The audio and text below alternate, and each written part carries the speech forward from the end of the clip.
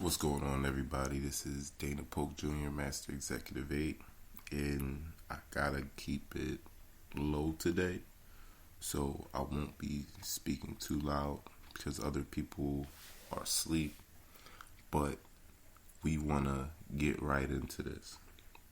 So what are we talking about today?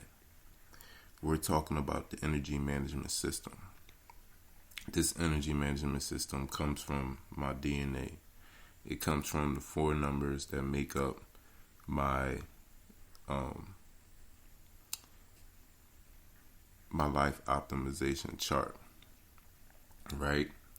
So today we're going to be talking about the 4 steps that will lead to you managing your energy.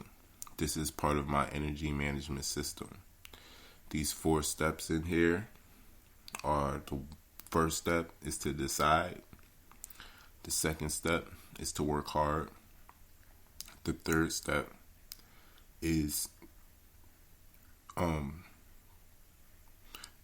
to create stability.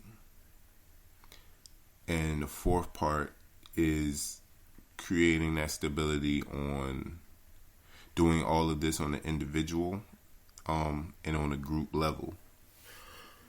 So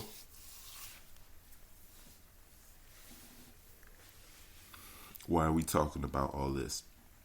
We're talking about all this because it's important that we manage our energy. And it's important that we manage it in a way to where we're operating most efficiently, we're operating most originally, and we're operating from our gut. I'm going to talk about a lot of things in this series, but I'm going to do my best to keep it in some sort of structure or order. I may go off topic, but that's perfectly fine. We'll go wherever the spirit takes us. So the first thing that we need to do is we need to make a decision. We first have to decide that we're going to be good energy managers. The way we make that decision is simply by deciding to look internally for answers instead of externally. Most of the time, most of us, the first thing that we do when we have a quote-unquote problem is we look externally for answers because we don't trust our intuitions and we don't trust ourselves. We don't trust when God tells us that He's given us everything that we need for life and godliness. In fact, I will be breaking that scripture down at some point in this series because it's only until we truly understand that and walk in that you'll actually feel like you're coming from your gut. You know, it's one thing to say that I have everything that I need for life and godliness, and it's another thing to actually walk in that and to believe that and to manifest the fruit of that in your life. And you don't know until you try it. Like, you'll never know until you truly come from your gut, you know, through to your heart and up to your head. But it starts in the gut. Like, what do you know? What do you know without ever, nobody really having told you, even though I know my core numbers, like the essence essentially still has to come from me internally.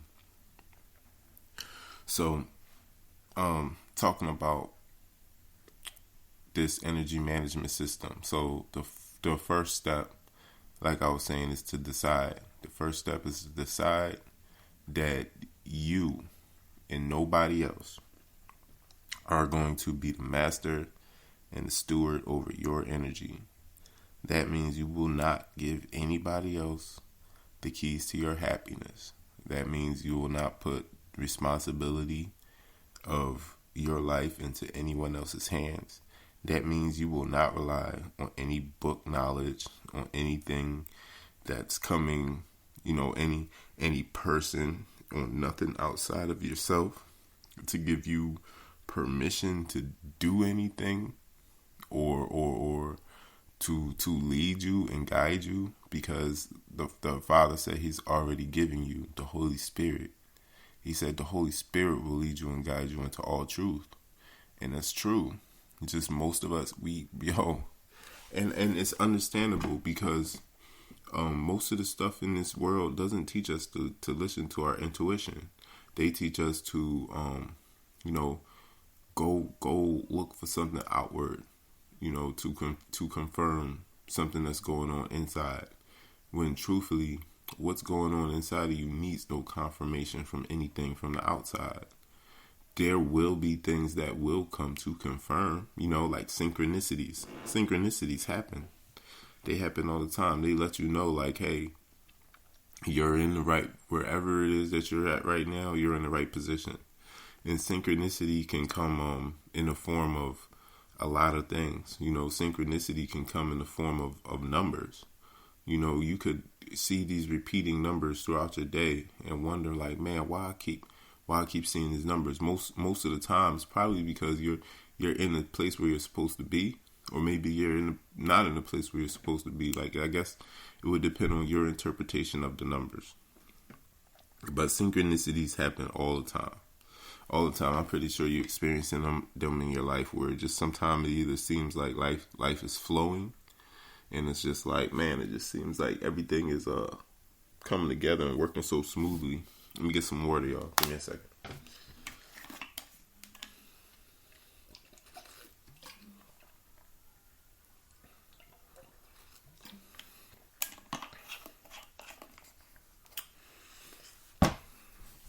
So I've always been an energy manager ever since I was born. I've always been directing and managing energy.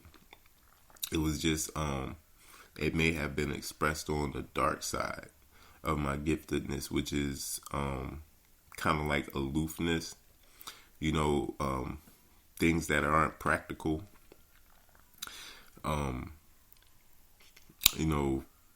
just being very passive, you know what I'm saying? Like, not really going after things in life, and that's why this first step is the most important, because I'm a leader.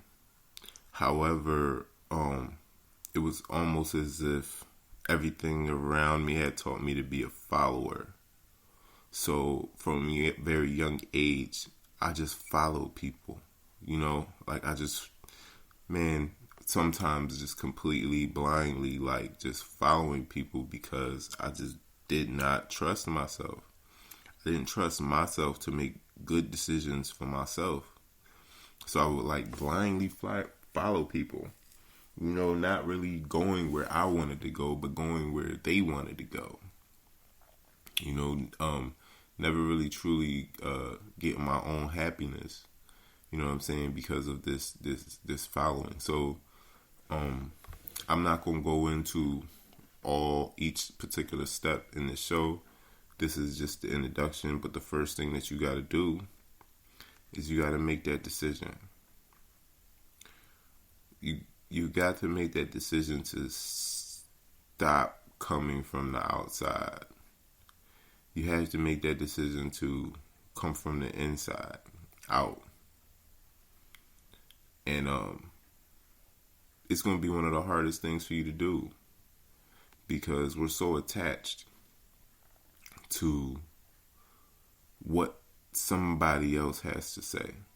We're so attached to safety. We're attached to, because for instance, instead of me coming from myself, like, I don't know, the thoughts gonna come up that say, like, man, I'm not qualified for this. Let me go find somebody. Let me go find somebody else more qualified in energy management. Tell me what to do. Like, kiss of death right there. Like, do you really believe God when He says that He's giving you everything that you need? Because if you do, you'll walk in that. You'll know that, hey, I can help people make good decisions and work hard to create stability for themselves and others. And you just walk in that, dude. You just walk in that and you just know. Ask yourself this question. This is a good question to ask yourself. I will include this question somewhere in my energy management system, but if you could not fail, if you knew that you could not fail, if you knew that if you put your mind to this thing that you will succeed, what would you do? What would you do?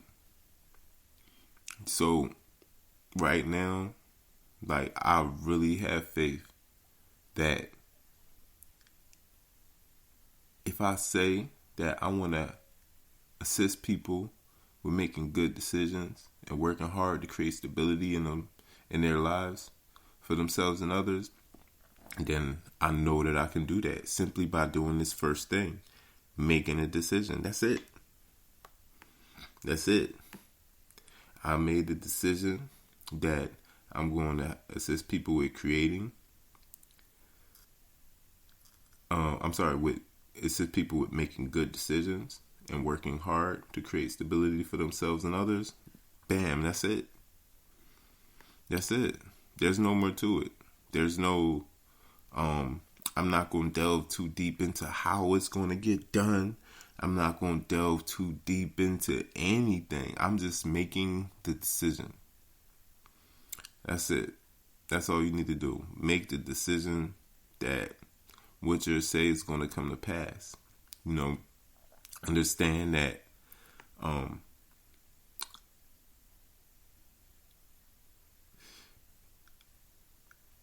if you believe that what it is that you say is going to come to pass will come to pass, then it will.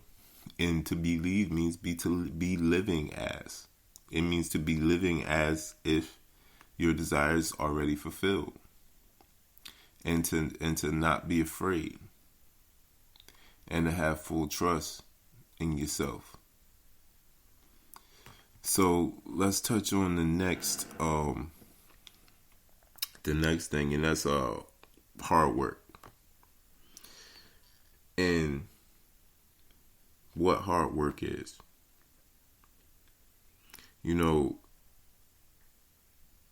I used to think that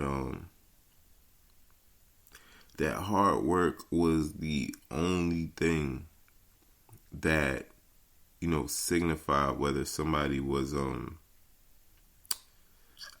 dedicated or not, if that's something to say. But why is hard work so important? Hard work is important because things will get hard. See, that's why it's not just work. You know what I'm saying? It's hard work. One thing about me is if you work with me, I'm gonna push you to your limits. You know what I mean? I'm gonna push you. I'm gonna try to get everything that I can out of you. Because most of the time, we're not going as hard as we can go. Most of the time, most of us are going at 60%, thinking that we're going 80. Or we might be going 30%, thinking that we going 60. Whatever it is, I always know that we can go harder than we can go way harder than what we doing. Yeah, I mean, now in this series, I'm gonna go ahead and we're gonna get into the actual definitions and break it down the definitions of these words. You know what I'm saying? We're gonna go into the Word of God. We're gonna trace as many of these words back that we can in the Hebrew, as far back as we can go to extract the original meanings from them. But it's the essence and the spirit of the message that I want you to get. We gotta work hard. You know what I mean? Now, if it's one thing that I know, it's hard work. I've been working hard all my life. All my life. I mean, you can ask anybody who's known me. I've been working since I was 16 years old. That was the first time I was able to get a job, and I haven't stopped since. The only thing, and this is the only thing with the hard work that you got to be careful of. You want to make sure that you're working hard to build your dream and not somebody else's. See, I would work real hard. I'd work my butt off to build someone else's dream. I'd come in early. I'd stay late. I'd go the extra mile. I was a good worker. I was a good house nigga. Let me put it that way. And I'm not saying that in a negative sense. All I mean is I was very good at building someone else's dreams. I was very good at building the dreams of others. You know what I mean? I had a slave mentality. You know what I mean? It's nothing wrong with working for others, but it's another thing to where you're like, I'm trying to be careful because I don't want to make like working, for other people seem like this bad thing, because I'm definitely going to be hiring people. I'm definitely going to be outsourcing. The only thing is we're partners. Like anybody that I would hire or outsource would be in their giftedness. So it's not like I'm like taking advantage of them or anything because they're in their giftedness. I'm simply paying them for a service. But I'm really talking about just this idea of us building others people's dreams and not building our own. So it's cool if you help someone else build their dream. That's fine. That's what I'm doing right now. With the knowledge, information, and stuff that God has imparted on me, I'm sharing it to help you guys build your dream. However, I can't build your dream for you. You can't build my dream for me. It is my personal responsibility to work hard to build my dream. And then let's also talk about this idea of hard work, because I don't want it to get mixed up with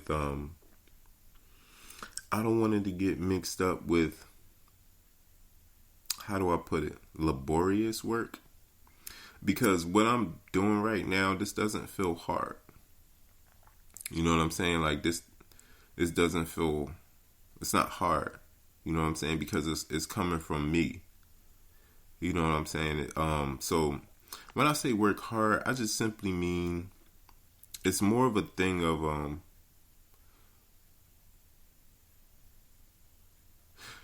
for instance, right? So hard work could be the letting go of the need to run to an external source when you're ready to create. You know what I mean? Like that might be something. So the hard work will depend on you as an individual. What exactly you need to work hard on. So for me, my hard work had to do with relying on myself. Like I had to really work hard to think independently instead of always thinking to build someone else's organization. So I had to constantly bring myself to a place of, okay, I may have had a question or something. Like for instance, if I got a question, I got to work hard to first go internally, because most of the times the first thing I do when I have a question is I go to Google. And Google, I don't know if you know, but basically, oh shoot. You and me both. Yeah, I didn't even say hey Google chick, but whatever. So Google is basically turning into the new Holy Spirit. Like you no longer have to guess and wonder about stuff. You can just go to Google and you can type in your question and you can get an answer. So it no longer, it may seem that it no longer requires you to go internally, when really that's false. That's the only place that we should be going, because that's where all the answers are, for real. Everything on the outside is a reflection of what's going on in the inside. Get some more water, y'all.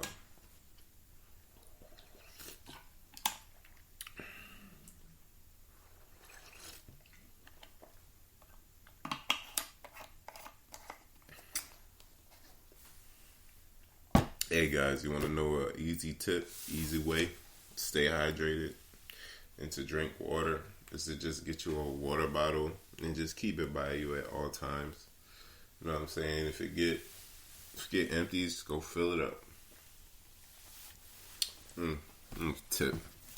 Anyway, getting back into it, yeah. So we got to work hard to come from an internal place, you know, that doesn't require external sources for us to operate from. So what's another thing about working hard? The hard work should not feel like hard work, meaning there are many things that we can do. There are many things that we have the capability of doing. But however, to me, I have, there's like an excitement barometer, I guess, to say. And not to mean that, you know, because I'm also a very cool and laid back dude. Like, I don't really get too hyped. I don't really get too emotional, you know. However, that doesn't mean that I'm not excited. And the one thing that I know is that if you really want to do something, like, you won't have to be motivated and coaxed into doing it, and you won't have to talk yourself up and work yourself up. Like, anything that you gotta like work yourself up to do, and that you gotta kind of like pipe yourself up for, like, that's not something that's going to give you energy in return. That's something that's going to just take your energy. See, the whole thing about energy management is you want your energy to cycle. You know what I mean? You want your energy to be cyclical. The energy is cyclical regardless, but you want to just be more purposeful with it. So with that being said, you only want to do stuff that curls your toes. Like, I didn't understand that before, but now I understand it, because if it curls your toes, you won't need much motivation. Like, you won't have to, man, all right, let me use this, I'll use a few examples.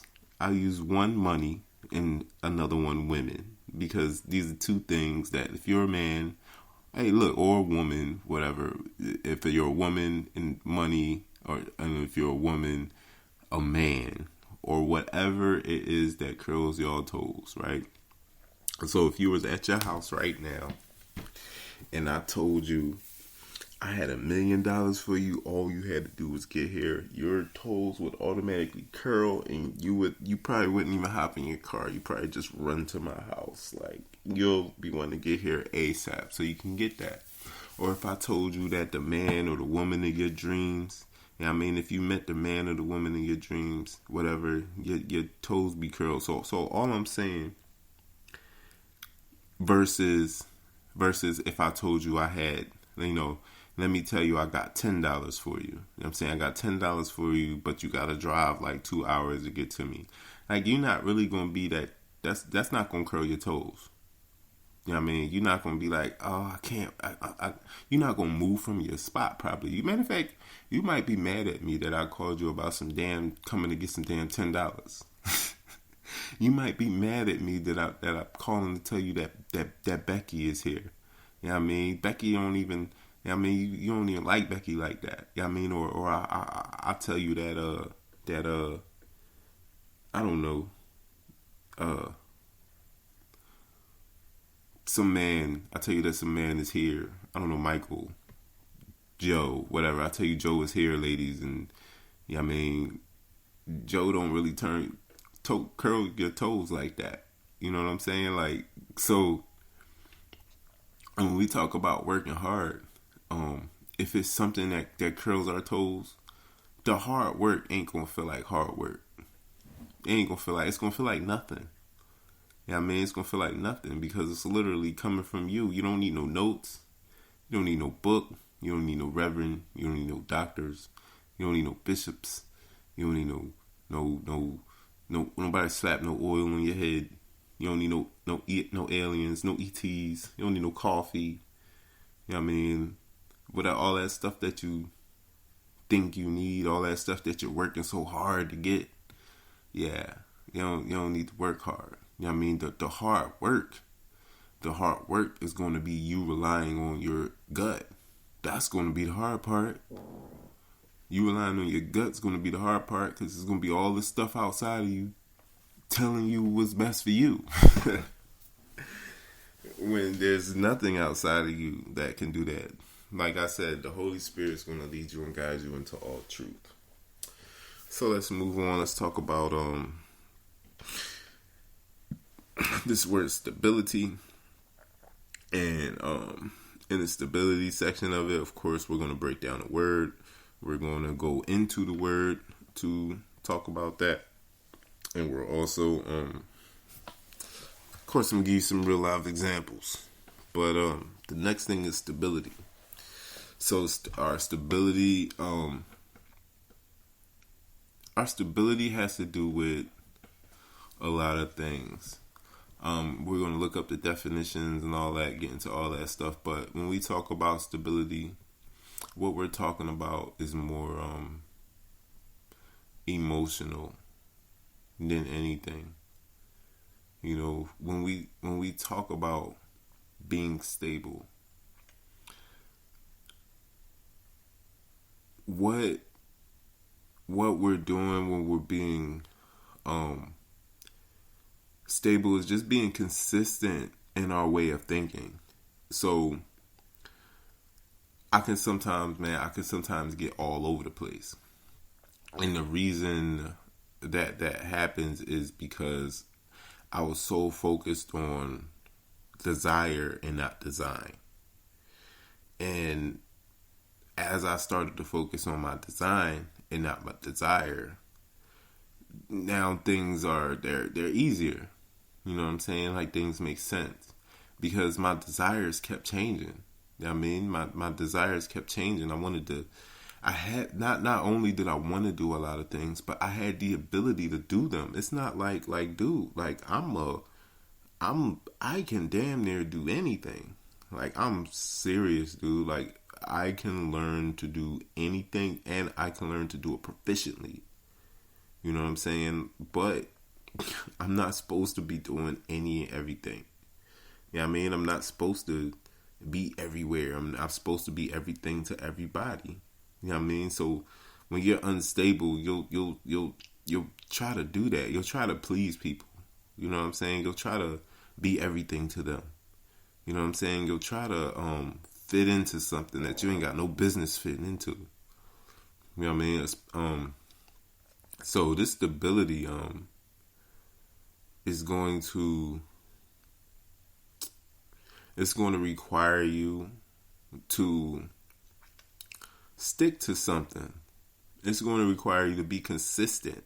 You know what I mean? Stability has a lot to do with consistency. You know, if I'm consistently coming from my 4 core numbers, if I'm consistently coming from the DNA pattern and sequence that's already been introduced into this world through me as the 8449 or 9448, then I'm good. You know what I'm saying? As long as I'm coming through, I'm good. But otherwise, I gotta go find something. I gotta go get me a clever marketing campaign. I gotta go get something from outside myself to complete myself, and that's not gonna happen, man. So, like, stability has to do with you continuously coming from your design. So my thinking all day should be 8449. You know what I mean? If I have a health problem, it is 358. If I have if I have a wealth problem, for me it's 358. You know what I mean? For me, it's making good decisions. I'm saying working hard to create stability. So, like I was saying, stability has to do with coming from a internal place. I mean, it has to do with sticking to your script. You know what I'm saying? It has to do with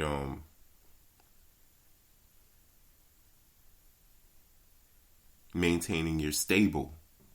I mean, even if you look at the word stability in the beginning of the word, is stable, and we know that a stable is something that you keep horses in. In this case, a stable is something that um, you keep your thoughts in mind and all that you are in. You know what I mean? So you're stable. That's your internal world. You know what I mean? That's your stable. That's where you keep all your horses in your stable. You know what I'm saying? And whenever you need your horses out your stable, you go into your stable to pull out, what you need. You know what I'm saying? You don't go to your neighbor's stable and ask them, can you have some of their horses so that you can be stable? Like that's not what we're doing here. We're being self-generating. We're being single standing columns of waveform energy. We're being self-sufficient. So, and finally, we're gonna touch on the last thing before we wrap this introduction up here, and that is so we talked about decisions. We talked about working hard. We talked about stability. And last, I was trying to figure out how I wanted to break this down because the 9 has to do with royalty. It has to do with working for yourself and others. It has to do with, I don't really like the word humanitarian because I'm going to do another series on that because we have to understand that we are too human. That word humanity actually, human actually means a spiritual monster. As you can see, it's only mentioned one time in the Bible in the book of Jonah when they're in Nineveh and they're describing the people as human, as spiritual monsters. And to be a humanitarian means to be one who can pretty much live life without divine interference. And we know with walking in the spirit that's false. That there is divine things that are going on in our life that are out of our control, that are leading and guiding us, that are just out of our ability to comprehend with our our human minds. Like God is incomprehensible. You know what I'm saying? He's or she or it is uncomprehendable. The only way that we are able to understand is through the Son.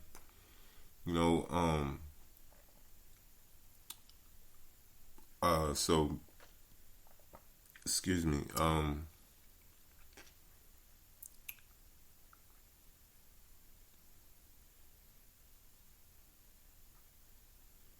Right. So we're talking about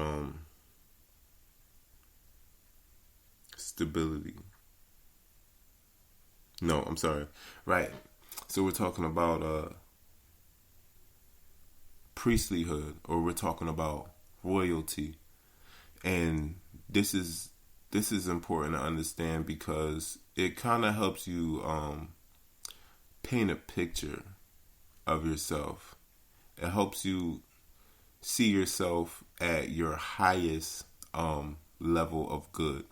Like for instance, so the last number of my sequence, my 4-number sequence of my life optimization is the number 9.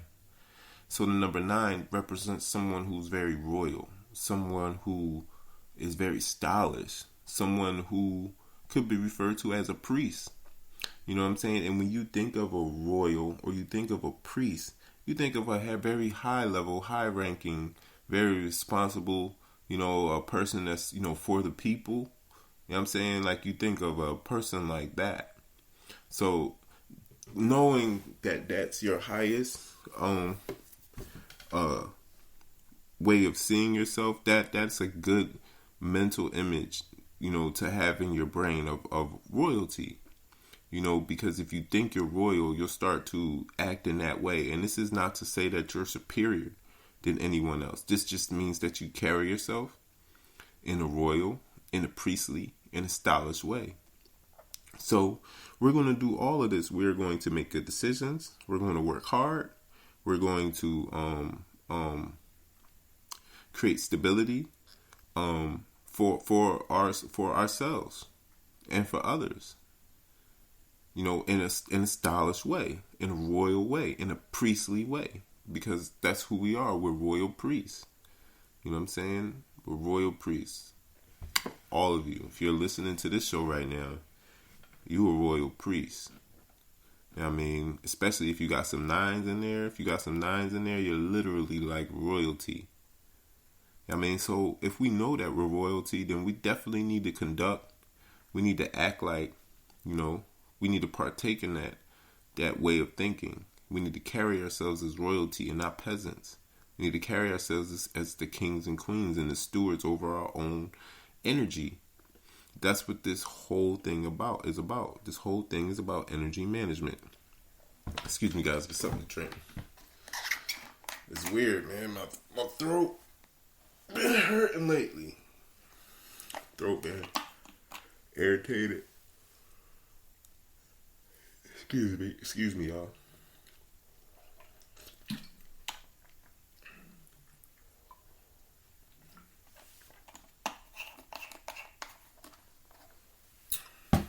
Yeah, so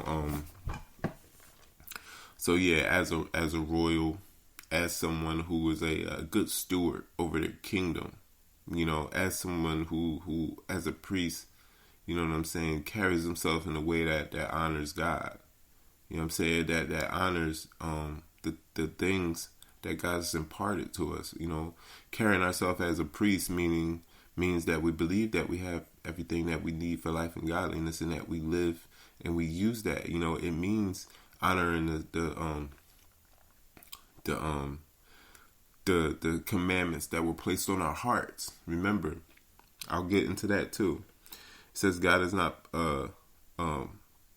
put his commandments on tablets of stone any longer, but he put them on the hearts and minds of his people. Like, and if we really believe that, then we're not going to go look to things outside of us for what we already have. We'll just give what we already have. Give, and it shall be given unto you. So, yeah, I just want to wrap this up by saying I want you guys to join me later on tonight. It may be a late show. I'll say between 7 and 8 o'clock. We'll do it between 7 and 8. I'll keep you updated on my Facebook page, Master Executive 8. Also my other Facebook page, Dana Polk Jr. You can also email me at dpolkjr01@gmail.com. If you email me there, I will add you to my email list, and I will update you to let you know every time I'm about to do a show or do anything. You can also see me on my Spreaker channel.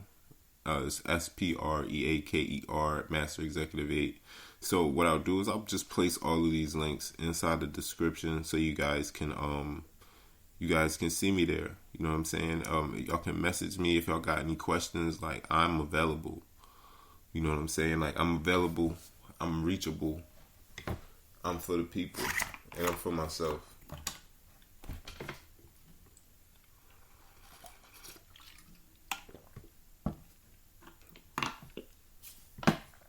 So, let's just recap what we're going to be talking about in this series. First thing, making decisions, being decisive. Okay. God says that a double-minded man will receive nothing from God. God says that diligence, making a sharp pointed edge decision, that's the ultimate secret to being rich. God says that you can't stretch a bow and hit two targets. You can't stretch a bow with your arrow and hit two targets. You know what I mean? So that's what we're going to be talking about. How to be decisive and how to make decisions. And then the next thing we're going to be talking about is how to work hard. You know what I mean? And like I said, work hard. And all eights work hard. You know what I mean? We're literally, if you're an eight, you ain't gonna need much. You ain't gonna need much help with this section. The only thing that you'll need help with is working hard and making sure that you're doing that for yourself. You're not gonna have a trouble with hard work. You're gonna have the trouble working hard for you. It's gonna take some effort to really start to focus your energy back on your projects, what you think is important, you know what I mean, and less on building other people's dreams.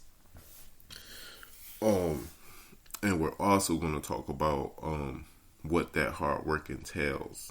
You know, how it entails, like, just, it's not really complicated. You know, I'm trying to keep all this simple. It's not really complicated. The hard work just simply means going inside. You know what I'm saying? Going inside constantly, going inside for everything. Then finally, I'm sorry, we're not there yet. The next thing we're gonna talk about is that stability. Yeah, I mean, we're gonna talk about how to be consistent, how to continuously come from that internal space. We're gonna get into breaking down what that word means. Yeah, I mean, breaking it down, stable and stability. Going to talk about being consistent. We're going to talk about some of the mindsets that require you to be stable. I know one of the mindsets is going to be a mindset of, I can't fail. Like, your stability is going to come from a simple mindset that just says that I'm going to put my mind to something. And I don't have fail in the mind. Especially if I know it's on my design. Like you truly got to almost be crazy, yo.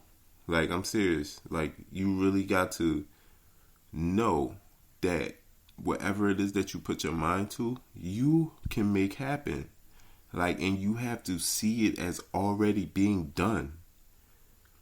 That's where that internal stability comes from. And then finally, royalty, priesthood, you know, being our highest standard of self that we possibly can, or at least be willing to do that, you know, because honestly, I'm a work in progress, man. I got things that I'm working on. You know what I'm saying? I got things that I'm working on. However, being royal, you know what I'm saying, being a priest lets me understand that despite the things that I have to work on, despite all of that stuff, that I'm still in the position to be useful to inspire others, to uplift others. Like, I don't get stuck on my quote unquote the things that I do bad or whatever. I don't get stuck on that. I know that at my core and at my essence that I'm a priest and that I'm a royal, and that I got a job to do.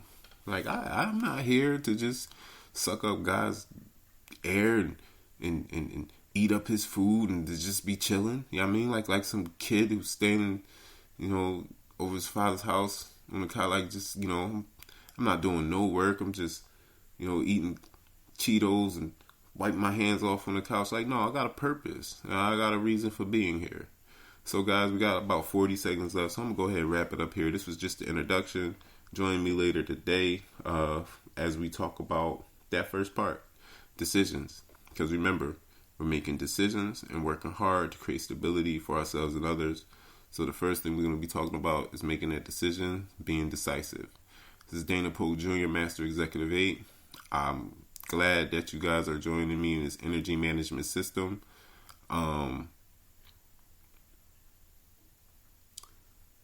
So yeah, join me for the next show where we talk about decision making. I'm out.